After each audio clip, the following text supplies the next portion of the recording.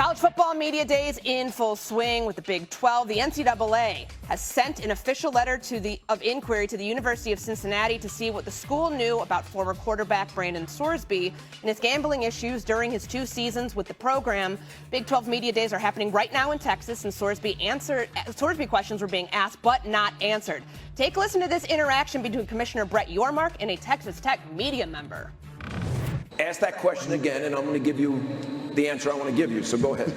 Texas Tech got fined for tortillas, and tortillas were banned outright. OSU has had paddles that were given a noisemaker exemption back in 2012. Sorsby never played a snap for the Red Raiders, and yet there is a lawsuit. Cincinnati has yet to be touched. You're selling greater than 12. Why should Texas Tech fans believe them? No, I didn't say greater than 12. You misquoted me. I said we're going forward as 16 strong, and that's my answer to your question. But thank you for that question. Appreciate it. Yes, leave it where it is. Okay, so what we've got here is Sean Dillon just taking a look there at the interaction between a Texas Tech media member and the commissioner of the Big 12, Brent Yormark. Kind of a heated exchange of what happened at Big 12 Media Days. Jordan Rodgers, Heather Dinich with us to break it all down. So let's get to the top of this, Heather.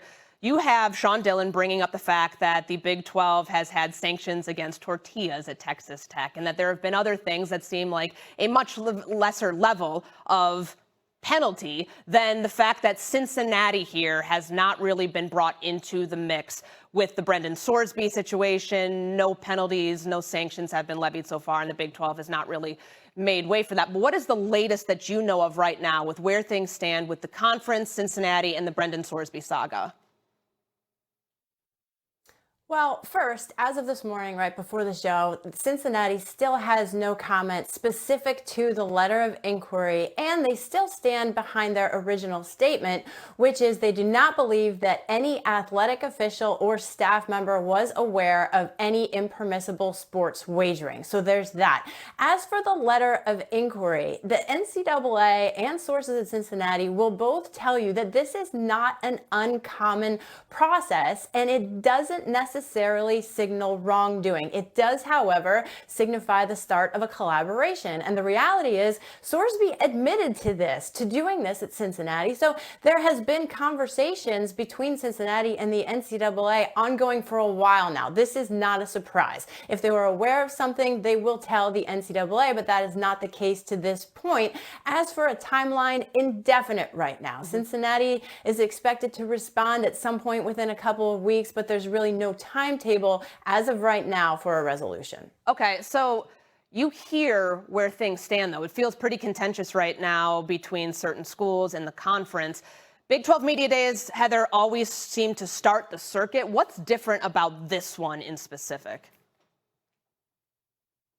Well, what's different is that this is a family feud with national consequences, and nobody wants to talk about it. I mean, Court, this goes back to the original issue, which was huge, and it was an all-time low for college athletics because the NCAA was unable to enforce one of its very basic, clear-cut rules. You cannot gamble on sports, especially your own team. The bigger picture here is that the Big 12 filed a lawsuit in federal court and said, hey, we have our own rules. So this is what's happening in college athletics without federal legislation. It's the conferences saying, okay, if the NCAA can't do this, what can we do? And they were mum about this Sorsby incident at Big 12 Media Days, but I promise you, this is still simmering in the background. Yeah, it feels like this is far from over. Jordan, how do you hear the commissioner, the interaction, and everything that's going on right now with this Brendan Sorsby saga?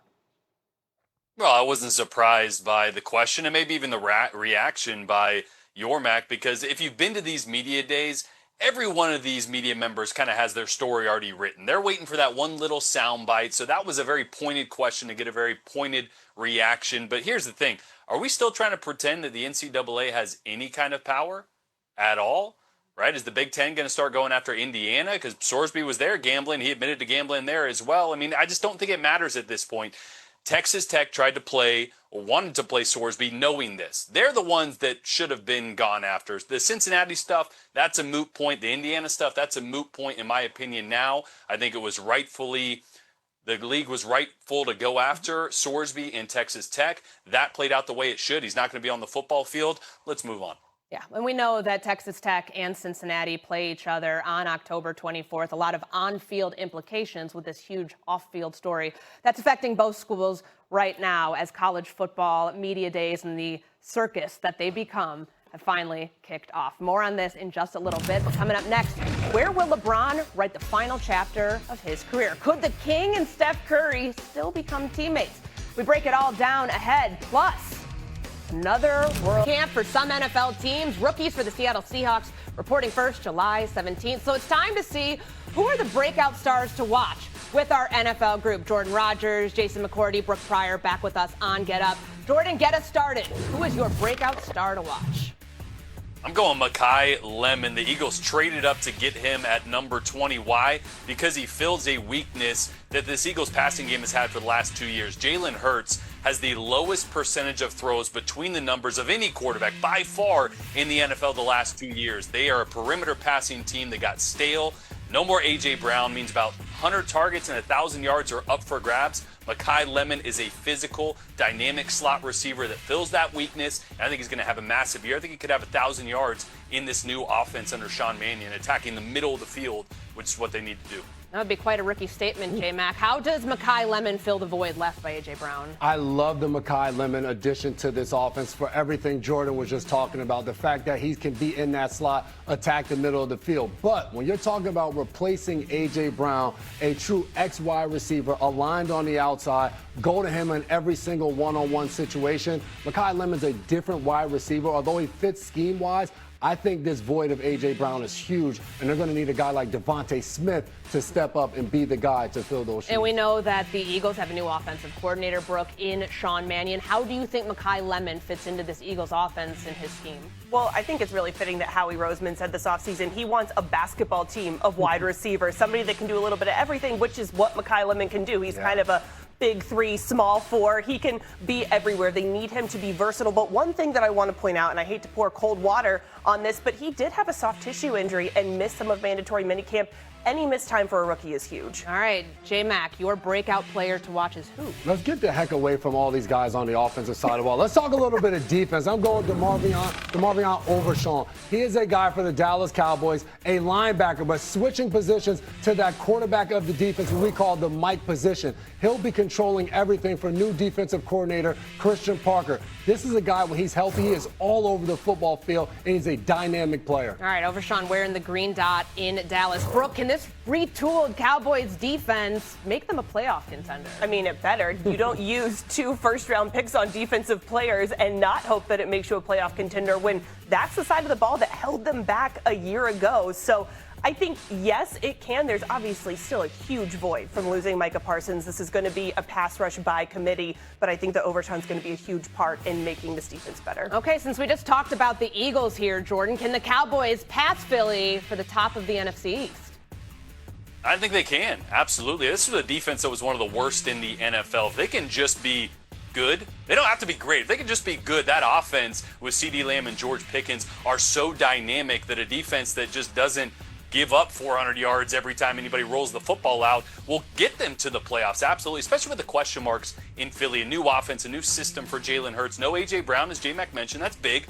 Devontae Smith can be a number 1, but there's still questions there. So I think with a good defense, Cowboys can be a playoff team. And another guy to watch there, Caleb Downs, their highest draft pick on defense, is a day 1 impact guy, best player in all of college football. I think he makes a huge splash on that side of the ball. And I think he'll be in the running for Defensive Player of the Year at the end of the year. Last one here, Brooke, floor is yours. Rookie Defensive Player of the Year. Let's go back over to the offensive side of the ball. Sorry, J-Mac. And let's take a look at Luther Burden III with the Chicago Bears. Courtney, you're very familiar with him. Ben Johnson said this offseason that he is buying stock and Luther Burden right now. Kind of feels like insider trading a little bit, but he's right. I mean, this guy has an opportunity with DJ Moore gone to step up and get more targets. He had a huge impact late in the season. He was slow to start, but I don't think that learning curve is quite as steep this year because he's adjusted to the league. He had that X factor at Mizzou. I'm ready to see him really bring that to the NFL. Yeah, his teammates call him a dog, say he's a playmaker out there. Might be a little competition for wide receiver 1 between him and Rome Odunze. But J-Mac, can the Bears hang on to the top spot in the NFC North? I believe they can. It's going to be tough. The Minnesota Vikings I'm looking at in a sense of their quarterback play was atrocious last year, and they still won 9 games. So getting whether it's Kyler Murray or J.J. McCarthy makes a huge improvement. I think that changes that division a little bit. Also, Detroit trying to have a bounce-back year. And then the Green Bay Packers, where are they going to be without Micah Parsons out there? Can they win a game without him? But I feel really good about the Chicago Bears team. A guy like Caleb Williams, his second year in the system, he should understand a little bit more. Now he's working towards mastering it. Yeah, DraftKings still has the Bears third in the NFC North, even after winning the NFC North last year. Jordan, year 2 for Caleb Williams and Ben Johnson's system, year 3 overall. What areas do you think he needs to improve upon the most?